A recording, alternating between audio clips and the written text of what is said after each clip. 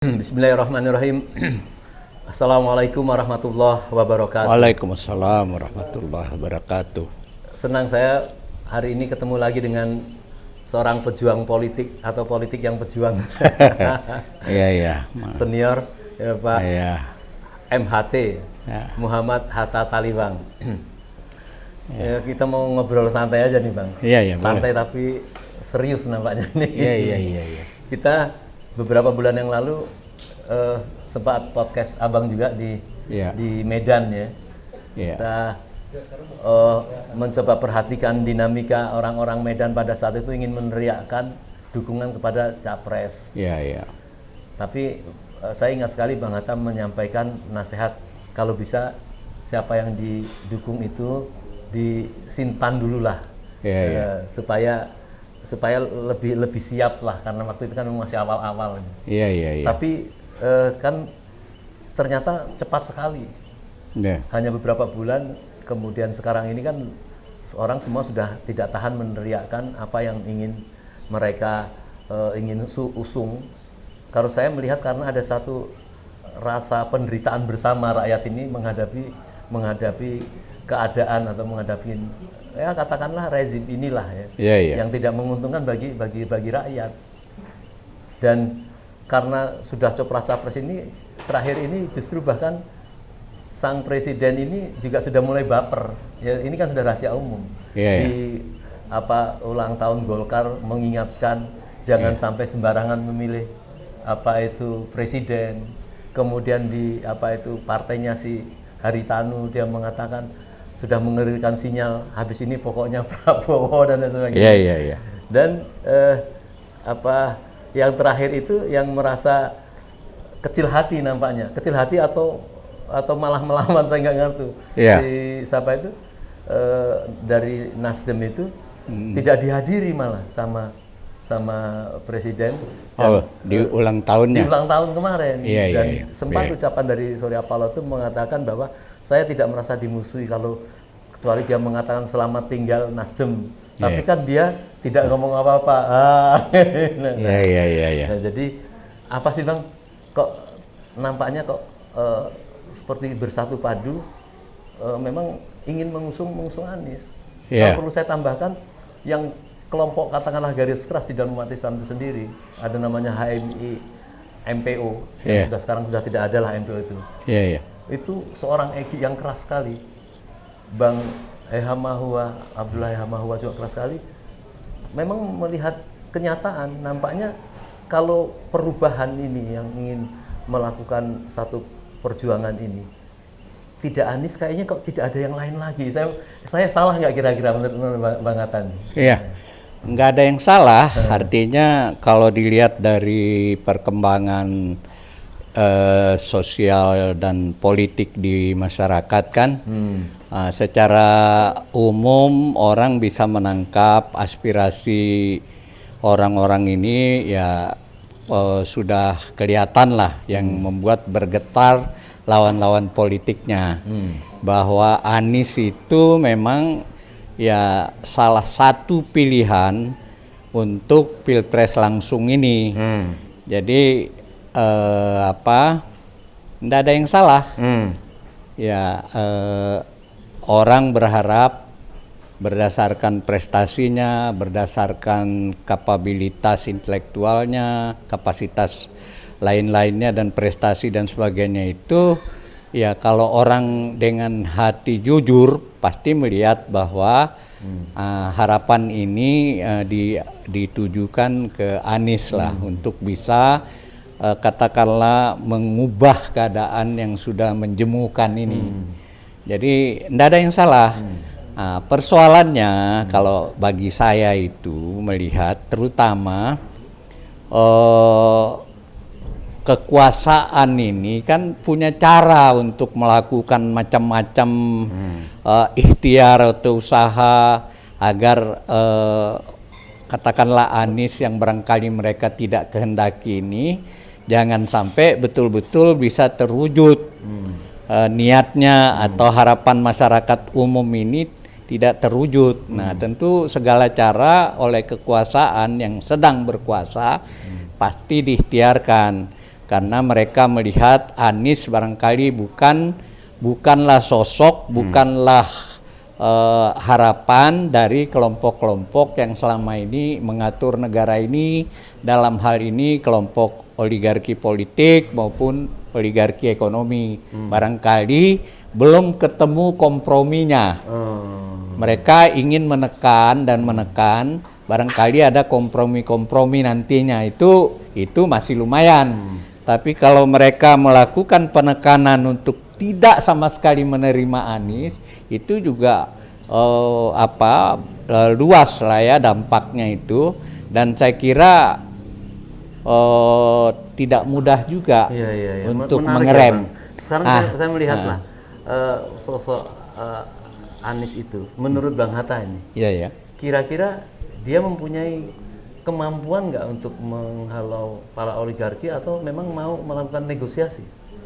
Kalau untuk melawan ya dalam kondisi kayak seperti ini itu ya berat ya, karena mereka punya uang, punya kekuasaan lah ya, hukum, punya kekuasaan militer, punya kekuasaan macam-macam lah kalau orang kuasa kan. Jadi kalau mereka punya mau ya bisa saja, karena sudah terbuktikan banyak hal mereka lakukan, tidak peduli dengan aturan main atau undang-undang dan sebagainya. Kalau mau tabrak aja begitu kan. Jadi ya itu kemungkinan itu harus dihitung. Nggak bisa kita hanya melihat gerakan massa yang sedemikian masif dan sebagainya. Nah, itu kan baru indikator aja, belum menunjukkan, karena permainan masih panjang. Permainan yang harus dilewati itu misalnya partai politik yang akan mendukung Anies, kan harus betul-betul dikalkulasi apakah sudah bulat, apa masih mencong-mencong, atau masih harus nego-nego. Ini kan perjalanan yang masih bisa ditunggangi oleh kepentingan lain. Ya, saya melihat kan rakyat itu bersemangatnya mendukung Anies, salah satunya kan itu gitu ya. Tanpa mempertimbangkan bagaimana beratnya tekanan terhadap beliau, dan beliau memang tidak mau berkata-kata terhadap perlawanannya itu. Tapi banyak orang-orang yang sudah nampaknya bisa membaca dari gestur tubuh Anies itu, rakyat itu makin menikmati, seolah-olah nggak apa-apa kalau didolimi, kalau dikhianati. Di Indonesia itu malah makin menarik gitu orang mendukung. Cuma kalau kekuasaan sudah main, kan sudah terbukti ketika Habib Rizik ditangkap kan, tidak seperti yang diharapkan kan, masa mau mengamuk mau apapun, tidak seperti itu kan. Jadi mereka juga sudah ngukur sikap masyarakat atau publik kita ini. Saya tidak tahu dalam case Anies ya. Tapi dalam case Habib kan Habib masuk aja. Soal masa militannya juga nggak kelihatan untuk ngamuk-ngamuk seperti yang seperti kita bayangkan kan. Jadi apa yang ingin Bang Hatta katakan terhadap memang beratnya apa yang dihadapi oleh Anies ini? Karena ini kan banyak ranjaunya ya. Ranjau pertama soal mendapatkan partai. Nah, partai yang akan mengusung ini kan bisa macam-macam dikerjain. Ya kan, misalnya kayak Nasdem kan udah mulai diusut kasus Telkom lah, BTS lah, atau mungkin nanti menterinya atau apa yang dicopot kan bisa saja membuat lemah kan.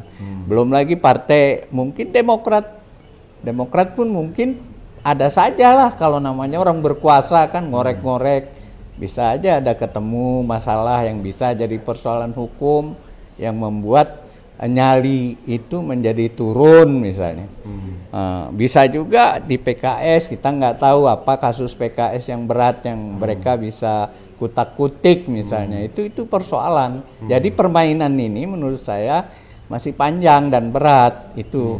Belum lagi kalau tiba pada saat pemilihannya sendiri, kan instrumennya mereka yang pegang. KPU mereka kendalikan.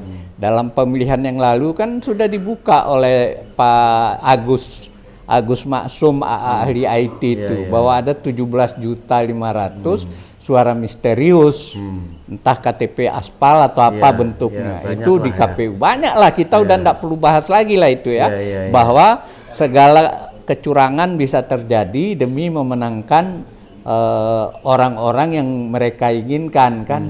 Nah, dan akhirnya kita suka ndak berdaya kan, ngadapi bagaimana ngontrol TPS yang puluhan ribu atau banyaknya itu kan ndak mudah. Jadi sistem ini memang berat sekali gitu loh, sehingga saya punya pikiran lah, daripada ribet-ribet ya kita lelang aja lah gitu. Nanti saya sudah dapat tulisan dari para wartawan, Bang Hatta mengeluarkan lelang presiden. Saya belum mau lari ke sana dulu.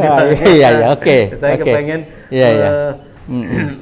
menanggapin kira-kira itu apa sih harapan dari rakyat ini kan, sampai sekarang ini kan dia tidak menginginkan seolah ada kompromi dengan para oligarki, dan dia tidak merasakan bagaimana beratnya Anies menghadapi ini. Bisa menjadi apa ancaman-ancaman bagi dia baik pribadi ataupun kelompok, ini kan berat juga Bang ya. Sebaiknya gimana Bang untuk memberikan pengertian rakyat ini, atau ya realistis lah, atau harus ada kompromi seperti itu Bang? Jadi ya di politik itu seringnya sih kompromi ya. Itu dalam arti politik realistis. Kalau politik ideologis ya lain lagi. To be or not to be, ya kan? Ya, you mati atau saya mati kan gitu. Jadi kalau di dalam konteks kultur kita ini kebanyakan pengambilan keputusan itu akhirnya kompromi. Tapi bagaimana wujudnya itu kan, apa deal-dealnya, harus ada kontrak yang jelas, rakyat tahu, capres tahu, para pemilik kuasa tahu gitu loh.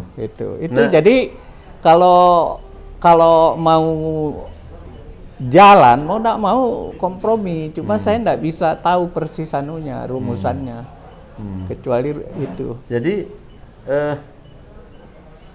partai-partai itu belum melakukan deklarasi yang sudah direncanakan 3 partai ini pada tanggal 10 Oktober kemarin gagal itu. 10 November.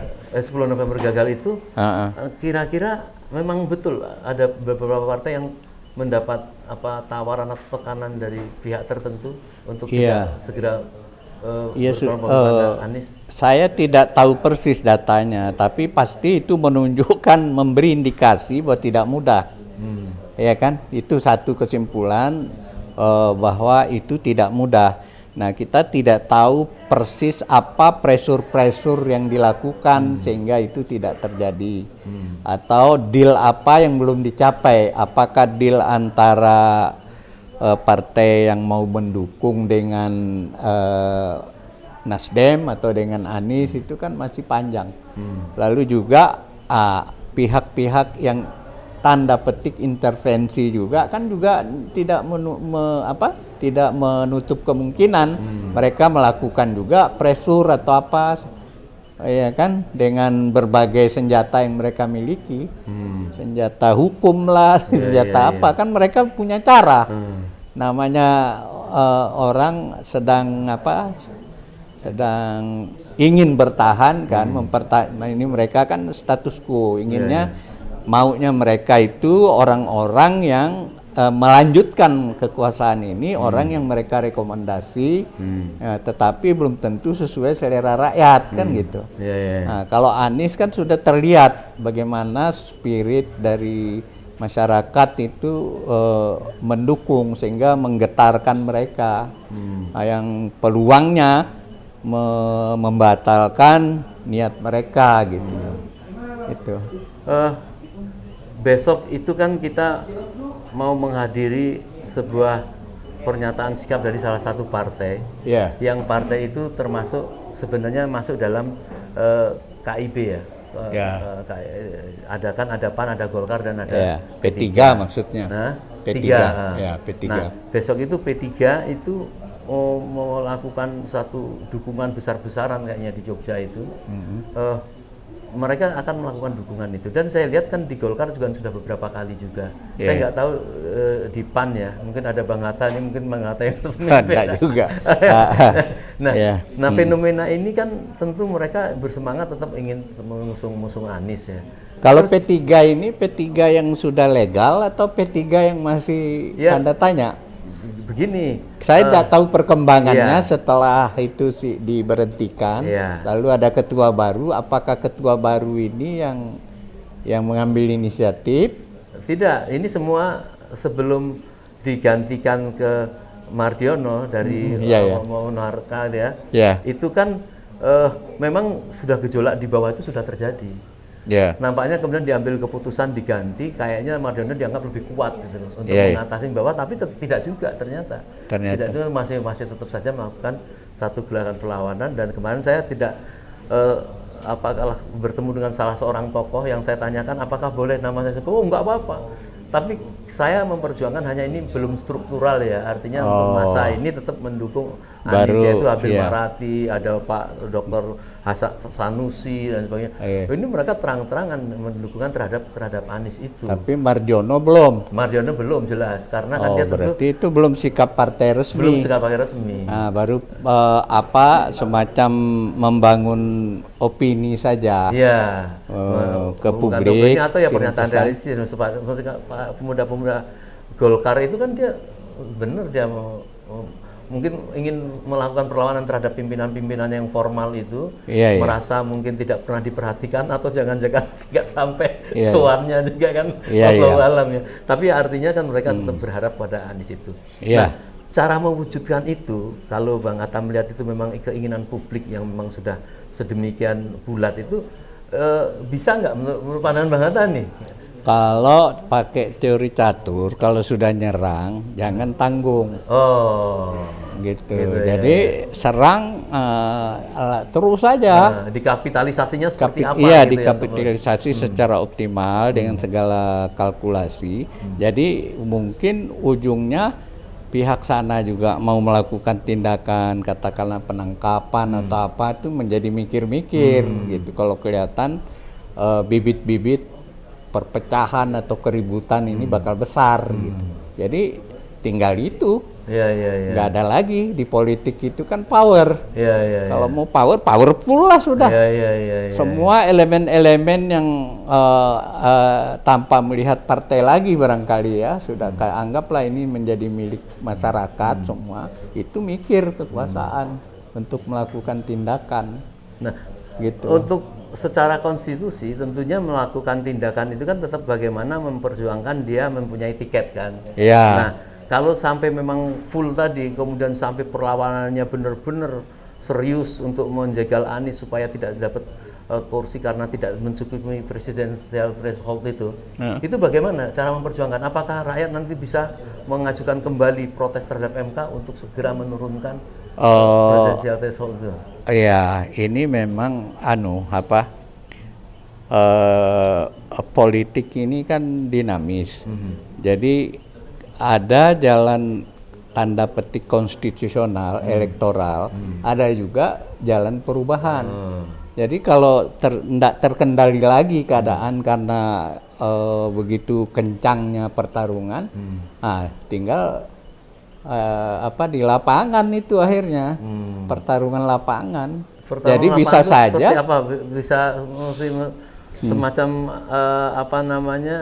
ya kalau orang ekstra parlementer begitu ya, kalau bahasa Jawanya bisa goro-goro gitu. Bisa goro-goro ya, Masya Allah ya, antara nikmat dan tidak. Iya, artinya bisa saja tokoh itu lahir dari proses goro-goro kan. Ya itu. Jadi lewat jalan normal nggak tembus, tapi penerobosan lewat cara goro-goro kan ini Indonesia sudah mengenal. Saya membayangkan. Sekarang saya mau masuk kepada tulisan Bang Hatta nih. Saya ada tulisan-tulisan masuk kepada saya dari wartawan ini. Bang Hatta hari ini mengeluarkan tawaran untuk melelang presiden. Ini apa nih Bang? Apa karena bayang-bayang kayaknya ke depan berat kemudian menawarkan alternatif itu atau gimana nih? Jadi gini. Itu bisa dianggap serius, bisa dianggap semacam pelepasan wacana saja. Jadi karena saya melihat pertama dengan proses elektoral sistem pilpres langsung ini kan saya sudah mengkaji dengan dalam bahwa tidak mungkin terjadi perubahan signifikan untuk mengubah nasib rakyat atau membuat rakyat ini berdaulat, tidak mungkin karena kendali pasti dari mereka kan. Jadi saya bilang, nah, karena keadaan siapapun misalnya Anies pun lolos, belum tentu juga beres di dalam voting dan sebagainya nanti. Ya, enggak gampang juga gitu. Jadi saya coba menginikan katakanlah halayak, kalau gitu daripada biaya habis ya ratusan triliun kan, sementara kita utang kita sudah bejibun, dan utang kita menurut si Misbahun itu sudah di atas 100%, walaupun menurut undang-undang hanya boleh ditoleransi 60% dari PDB.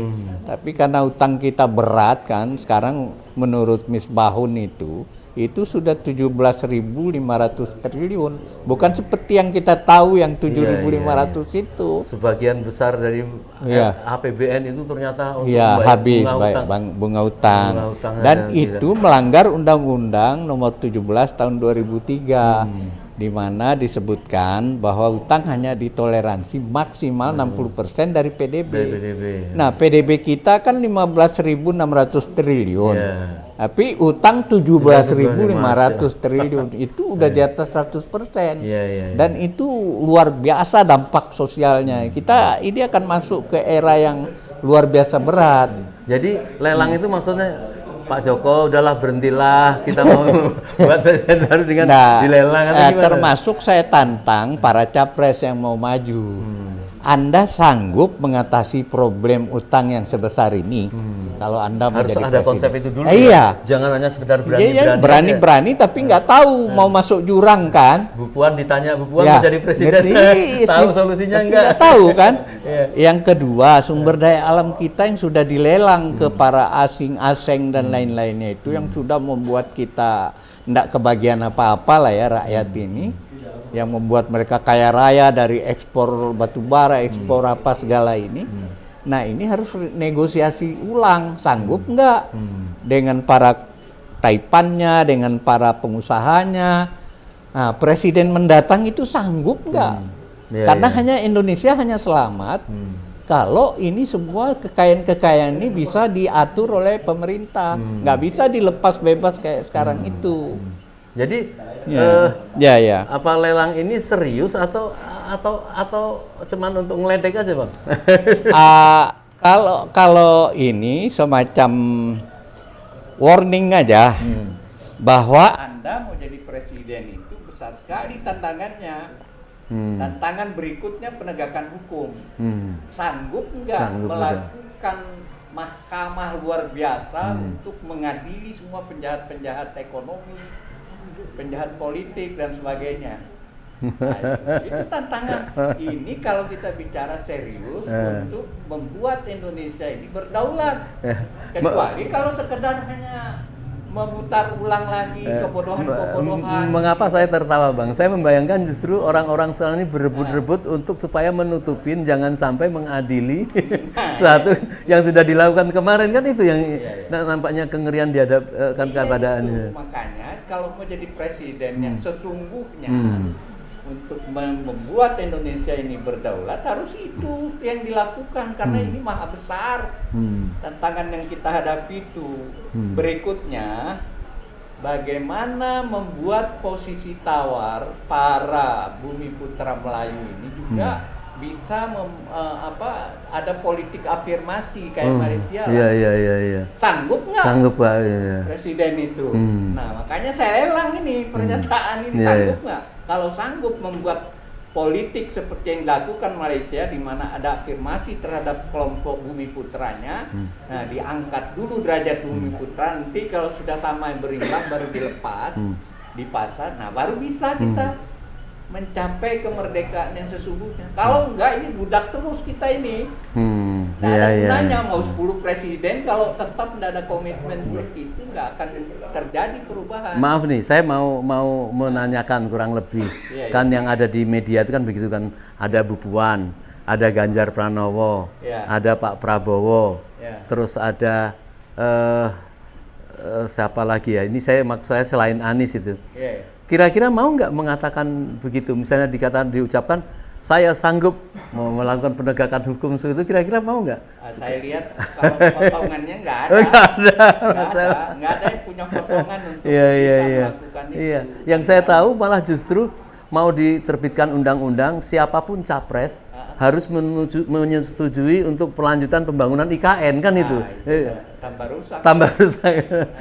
Nah, jadi tawaran lelang itu namanya bisa jadi serius sebenarnya gitu. Dari tawaran lelang saya itu adalah sanggup gak dekret kembali ke UUD 45 yang asli. Karena disitulah kedaulatan kita tersembunyi dan tersimpan. Jadi apa tuntutan para pendekar untuk mengembalikan kepada UUD 45 kemarin itu maksudnya apa? Memang harus dikembalikan itu? Lah, kalau nggak dikembalikan persoalan pokoknya kan kedaulatan kita nggak ada karena MPR sudah dilemahkan. Lembaga tempat kita ngadu, raja kita itu udah nggak ada. Yang diminta untuk mengembalikan siapa, Bang? Lah kita capresnya dong. Hah? Sanggup Oh, nggak dia capres, dekretkan? bukan presiden yang sekarang. Oh, ya kita nggak usah bahas. Itu sudah capek lah. Karena begini, Iya. kan ada beberapa orang nampaknya memperjuangkan untuk mengembalikan UUD 45 itu, presiden kemudian mengeluarkan dekret. Nah kan banyak yang tidak setuju. Yang jadi persoalan ini mengapa diributkan kembali? Karena rezim ini kan tidak pernah mau kembali kepada rel UUD 45. Kok dia yang disuruh mengembalikan ke itu kan tidak mungkin kan itu. Ya, ada istilah dekret yang dikoordinasikan. Saya bilang kan di forum saya bilang tak ada konstitusi yang berubah atau berlaku lagi atau apapun tanpa boro-boro. Konstitusi Filipina berubah setelah Marcos jatuh. Konstitusi Thailand berubah kalau habis kudeta. Kudeta. Ya, kudeta militer. Konstitusi Uni Soviet berubah setelah Gorbachev tergusur. Konstitusi Yugoslavia berubah setelah Broz Tito sudah tidak berkuasa. Jadi perubahan termasuk perubahan UUD 45 yang kemarin ke Undang-Undang Dasar 2002 itu, amandemen itu kan lewat goro-goro dulu. Iya. Ribut dulu mahasiswa sampai Pak Harto jatuh, Iya. baru amandemen. Iya. Itu memang menjadi kayaknya memang sunatullah ya. Iya. Jadi nggak bisa secara kompromi. Saya kan tidak enak kalau terlalu membantah. Terbuka lah, akhirnya terbuka juga. Iya. Memang begitu. Artinya, kalaupun sekarang sudahlah, yang penting yang sekarang berhenti, ini akan melanjutkan pembangunan dengan baik, ini tidak akan diadili, itu tidak mungkin terjadi ya. Itu kalau hukum sosial kan beda. Beda ya. Nggak bisa kita atur kau begini nanti, kan? Itu dinamika sosial yang akan menyelesaikan. Kasihan ya masyarakat Indonesia yang baik ini untuk menjadi baik memang karena pembiaran terhadap kejahatan sudah begitu lama sehingga memang seolah memang harus melalui melewati satu hal yang berdarah-darah gitu kayaknya. Ya sepertinya karena mau nggak mau karena terlalu drastis sekali kondisi terlalu luar biasa sekali. Ini ada azan, mungkin kita adakan dulu ya.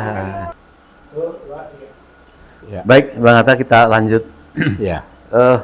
Saya tahu Bang Hatta ini sebenarnya orang yang sangat lembut ya, tapi memang tahu menghadapi fakta tadi sampai menyebutkan di mana-mana memang harus terjadi goro-goro, itu artinya konsekuensi logis yang memang kayaknya harus terjadi gitu ya. Itu hukum sosial. Hukum sosial ya. Kalau banyak aspirasi yang tidak tersalur secara hukum, secara normal, dan kekecewaan, frustrasi rakyat sudah luas. Nah itu bukan kita yang dorong, tapi hukum sosialnya begitu. Iya. Karena bukan tidak ada contohnya. Terjadi istilahnya penerobosan atau apa namanya ya ribut-ribut lah ya, itu terjadi pasti karena akumulasi dari berbagai masalah yang membuat sudah banyak orang putus harapan dengan keadaan gitu. Bisa karena ekonomi sebagai pemicu awal, bisa karena ekonomi. Ya ini bisa menjadi namanya kejahatan melawan kebaikan itu ya. Misalnya saya khawatir misalnya di Meksiko itu atau negeri mana itu yang pertarungan terhadap kejahatan dan kebaikan itu akhirnya dimenangkan kejahatan, akhirnya negara itu undang-undang semua dipimpin oleh para gangster kayak gitu ya. Itu yang kita khawatirkan terhadap Indonesia nanti bisa seperti itu. Iya, itu ya bagaimana lagi itu pilihannya seperti itu, keadaannya seperti itu. Kalau lihat misalnya dalam kasus Sambo yang ekornya ke banyak hal kan, itu terungkap ternyata ada operasi-operasi memenangkan Pilpres itu kan nyerempet ke sana ada operasi soal judi, soal narkoba, sebuah terbuka. Sebenarnya ini negara sudah menuju ke seperti iya kok kayak tapi ini masih ada peluang kita dibukanya kasus Sambo itu, ya harusnya kita cepat melakukan antisipasi agar itu tidak berlanjut. Ya makanya kita tidak heran ada suara-suara publik bilang ya reformasi polisi dan sebagainya itu karena orang khawatir seperti yang Pak Mursalin tadi sampaikan. Khawatir Indonesia ini kalau nggak betul-betul diwaspadai, diurus, ini bisa mengarah ke negeri-negeri yang kerusakan hukum dan kekuasaannya udah parah. Kenapa sih Bang kok katakanlah rezim kita ini begitu kayaknya senang sekali menikmati kesusahan rakyat itu ya. Sudah segala macam pedagang kecil dipajakin, sudah itu sampai kenaikan harga kompor listrik mau dibohongin lah, sekarang TV nggak boleh, harus membayar pajak. Padahal kita mempunyai alternatif. Kekayaan-kekayaan yang tidak dimiliki oleh negara-negara lain. Dalam masalah tambang, pertanian, masalah perikanan, masalah banyak hal lah. Banyak pilihan. Banyak pilihan untuk mengatasi ini.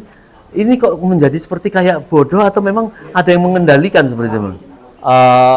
Ada teori bilang bahwa rakyat makin dimiskinkan, makin mudah diatur. Itu sebenarnya. Itu yang kita khawatir, niat dari sutradara ya, bisa membuat ini orang Indonesia gampang lah diatur-atur, nanti dibikin mereka jadi tersiksa, menderita, nanti jadi nurut.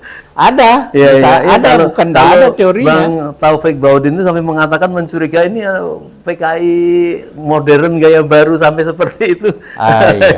Kalau aktornya bisa bermacam-macam latar belakang ideologi, tetapi sebenarnya yang mengendalikan sistem kita ini kan kelompok kapitalis liberal sebetulnya. Karena yang nyata mencuri, mengambil segala ini kan kelompok-kelompok itu. Jadi kalau PKI ya mungkin ada oknum di kekuasaan yang ini, tetapi secara sistematis Partai Komunis itu kan dia tergantung struktur dia. Ada strukturnya baru bisa dia bekerja. Nggak biasa dia kerja nggak bisa di luar struktur dia. Bahkan saya nggak mau berdebat soal gini. Yang penting kalau menurut saya musuh terbesar kita ini kaum kapitalis liberalis ini. Itu fakta. Itu fakta karena mereka yang mencuri kekuasaan, mereka yang mengatur undang-undang. Itu yang jadi masalah ya. Kan undang-undang ini semua direformasi di awal reformasi sehingga liberal kan. Jadi siapa dalangnya? Itu kapitalis global dong. Bukan jadi siapa-siapa. Kita di zaman ini menjadi anggota DPR itu bisa menjadi kejahatan orang ya. Iya, karena sistemnya mereka sudah bangun. Sistemnya sudah dibangun bahwa dengan cara pilpres langsung ini bisa dibeli. Tapi Bang Hatta masih daftar untuk caleg lagi nggak? Udah full saya bergerak untuk mensosialisasikan pikiran-pikiran bagaimana kita agar bisa mengembalikan kedaulatan rakyat ini. Tapi Anies itu sedang mengkampanyekan, jangan sampai kita menganggap bahwa orang yang berpolitik itu kotor, kemudian kita menghindar dari itu, justru malah kita harus melawan orang-orang baik masuk ke sana untuk mengubah itu. Apa masih terkejar melihat situasi seperti kayak gini? Iya, makanya kita tawarkan bukan pada bagaimana gagasan dari orang per orang. Kita usahakan sistemnya.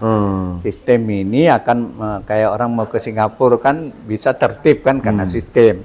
Sampai di Indonesia ngaco lagi, nggak mau antri rapi dan segala itu kan begitu. Kalau sistem bisa kita buat sedemikian rupa, maka ada harapan gitu. Jadi untuk Indonesia ini harus paralel, ketemu orang yang baik dengan sistem yang diperbaiki gitu loh.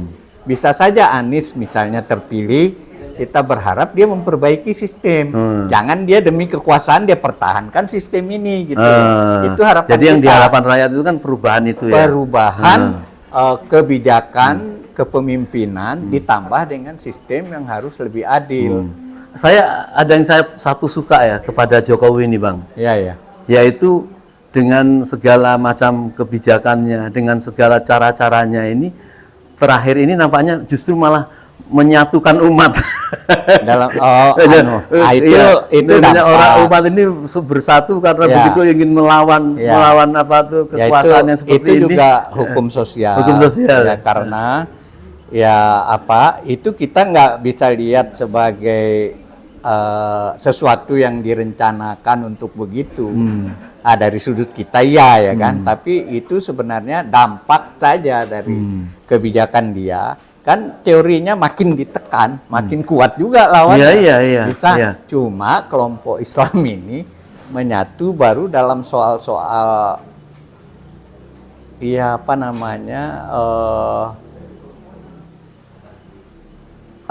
kerumunan lah ya. Belum menyatu dalam arti barisan gitu. Seperti yang dikritik oleh F. Saipullah Patah kan. Jadi kita berharap barisannya juga rapi gitu loh. Bagaimana kita harus mengkapitalisasi, kemudian seluruh. bisa mengclosing dengan baik gitu ya. Ini ada figurnya kan. Figur politiknya namanya Anies. Nah, bagaimana permainannya jangan sampai salah.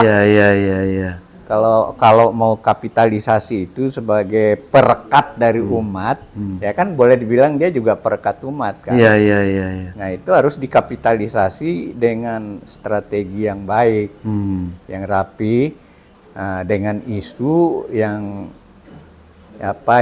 yang nasional lah. Tapi saya melihat begini, Bang. Abang tadi mengatakan kalau kita begini mereka makin kuat. Kalau saya sebenarnya tidak ya. Dengan segala tindakan-tindakannya yang makin ngawur, itu karena lemah, seolah mau berpegangan dengan apa saja. Yang salah pun dipegang, rumput pun dipegang, dia pikir pohon. Gitu. Saya kira letaknya justru pada kelemahan umat yang tidak bisa mengclosing, tidak bisa katakanlah mengambil tindakan, sudahlah udah seperti ini, udah dorong dengan baik perubahan. Nampaknya kok itu. Ya, karena krisis kepemimpinan di umat. Lalu krisis kepemimpinan yang tidak krisis ada ya. Leadership itu hanya mengandalkan Habib Rizik kelihatannya kan. Tidak ada dalam teorinya kan ada ideolog, ada manajemennya, ada operatornya. Nah, ini yang belum kelihatan operator-operator yang sistematis dari umat ini siapa gitu loh. Jadi masih sporadis sana sini. Nah, lalu berikutnya ada ketokohan yang masih mengandalkan masing-masing ingin tampil gitu loh. Padahal harusnya enggak penting lah kita itu, yang penting ide kita jalan kan begitu. Jangan kalau enggak tampil dia enggak selesai seolah-olah kan. Jadi berebut gitu. Kayak bikin partai sekarang kan berebut tokoh-tokoh itu kan. Saya enggak mau sebut lah tokoh mana saja yang bikin. Jadi kan? Karena misalnya menanggapin kepada tokoh umat Habib Rizik ini salah, ini mengakibatkan parah juga ya. Artinya kalau Habib Rizik waktu pulang dari Mekah kemudian diajak bicara masukannya sebagai orang tokoh umat, ini kemudian malah dipenjarakan yang menyebabkan menjadi makin panas atau gitu, Bang. Memang ya mungkin ada salah estimasi ya. tentang timing yang pas untuk pulang barangkali, atau ada pengkhianatan dari orang-orang, ya kan bisa aja. Pokok pulang Pip aman semua beres, tapi kalau ada pengkhianatan, kan? Nah itu yang nggak kita bisa bahas. Ada yang orang menikmati dalam sistem seperti ini justru kepengen Indonesia bubar, mungkin ada juga ya Bang? Oh iya, bisa jadi. Ada macam-macam skenario kan, ada skenario ingin Indonesia pecah 6 dan lain-lain itu. Ah itu kalau itu kawan saya yang tahu detailnya itu soal pecah Indonesia kemana, itu John Mempi diajak ngobrol. Dia tahu skenario apa yang sedang dipolakan untuk merubah Indonesia. Jadi macam-macam, kasihan Indonesia ini, negara besar tetapi tidak berdaulat. Itu. Saya kok masih kepengen ada rasa melihat angan-angan atau keinginan dari masyarakat terjadi satu perubahan. Dia merasa maaf nih, enjoy melihat ada pemimpin muda yang bersih, yang nampaknya supel, humanis gitu ya. Bisa terwujud ya melalui Pilpres tentunya, walaupun masih agak lama gitu ya. Kira-kira bisa nggak sukses itu Bang? Iya, ini tergantung ombak yang sedang kita hadapi ini kan. Apakah perahu kita, kalau disebut perahu ya, kuat menghadapi gelombang ini, karena gelombangnya ini belum puncaknya ini, masih banyak kemungkinan yang terjadi ya ke depan ini. Dalam hal ini hambatan untuk Anies kan, itu masih besar. Ini day by day kita harus betul-betul deteksi. Pertama, deteksi bagaimana nasib Nasdem. Kedua, deteksi bagaimana nasib partai-partai ini. Kalau rakyat sih ya sama dengan saya lah, ingin pemimpin yang bagus, yang ideal. Nggak ada yang sempurna kan. Dari yang ada ya saya harus jujur bilang, memang Anies lebih unggul dari yang lain, dari berbagai aspek. Itu saya harus jujur, nggak boleh saya munafik. Karena yang saya lihat seperti itu realitasnya, dan kayaknya orang seperti kita ini banyak kan. Tetapi kan itu tantangannya yang nggak mudah. Panjang masih. Anies ini kan barangkali dalam sebagai aktivis dulu belum menghadapi masalah yang berat, sebesar ini dan seberat ini kan. Kalau kita mah udah biasa. Dia hajar sana sini. Tapi semoga ya memang Allah memberikan itu pelatihan terhadap pejuang itu. Memang Anies menghadapi dengan seperti itu ya. Semoga memang pahala bagi dia. Mudah-mudahan dia nggak salah yang dampingi. Jangan sampai salah yang nasihati, yang apa. Mungkin banyak orang pintar ilmunya, tapi pertarungan belum tentu pernah dialami. Jadi petarung-petarung yang pernah menghadapi pertarungan itu harus ada di sekitarnya. Yang sudah mengalami gelombang-gelombang pasang surut. Ya kayak Bapak kita lah yang tua itu banyak pengalamannya. Jadi orang-orang seperti itu harus ada dan dia dengar gitu loh. Nah, mungkin kami juga bisa. Cuma kan kita bedanya sama orang lain itu untuk datang-datang itu sungkan gitu loh. Saya senang sekali nih Bang, pernyataan abang-abang ini kan dikenal orang kawakan di bidang politik, orang baik. Berani mengatakan apa adanya seperti itu, saya kira sangat diperlukan. Karena ini orang-orang yang di sekitar kita ini kan melihat bagaimana sih senior-senior kami gitu ya. Kemarin itu saya juga senang sekali menghadiri kongres MPO itu, yang diperkirakan kayaknya mau keras menghadang, tapi akhirnya tetap berkata jujur. Kayaknya memang ya bisa jadi fenomena Anies yang didukung. Nah ini pada malam hari saya realistis saja. Artinya ada fakta yang benar tentang kondisinya, tapi ada juga tantangan kan. Saya nggak boleh dong bilang ini semua akan mulus, akan ini. Besar masih ini, masih banyak. Masih panjang masih panjang. Yang tadi soal pendukung, soal kalau masyarakat sih nggak diragukan kalau permainannya ya. Tapi permainan di akhirnya nanti ketika pelaksanaan misalnya Pilpres bisa berlangsung, itu persoalan lain lagi. Itu nggak mudah itu. Mereka bisa atur skor lah. Baik Bang, terima kasih Bang. Para pemirsa, malam hari ini kita mendapat benang hijau nih dari seorang Bang Hatta Taliwang ya. Karena tentu kita ingin menyambut bersama-sama untuk terjadinya perubahan yang baik di Indonesia ini dengan cara seperti apa sampai beliau mengeluarkan tulisan sudahlah dilelang saja, tapi itu disimpan dulu lah. Siapa tahu ini harapan-harapan perjuangan masyarakat ini bukan menikmati pada kemenangannya, menikmati pada proses ini loh. Terjadi orang-orang yang berbeda-beda sekarang bersatu di situ, orang yang dari partai berbeda-beda seolah melakukan deklarasi bersama. Senang sekali. Saya besok berangkat ke Jogja pun rasanya senang, walaupun harus mengeluarkan uang sendiri. Tapi kita ingin menjadi bangsa Indonesia yang baik. Saya berharap Bang Hatta bisa ikutlah kalau misalnya. Saya harus ke Sumbawa, ulang tahun Sumbawa Barat. Dulu kan saya ikut dalam kelahiran kabupaten itu waktu saya di DPR. Jadi kalau saya nggak datang, kecewa rakyat. Kira-kira itu. Baik pemirsa, insya Allah bermanfaat bagi kita. Assalamualaikum warahmatullahi wabarakatuh. Waalaikumsalam warahmatullahi wabarakatuh. Tinggal di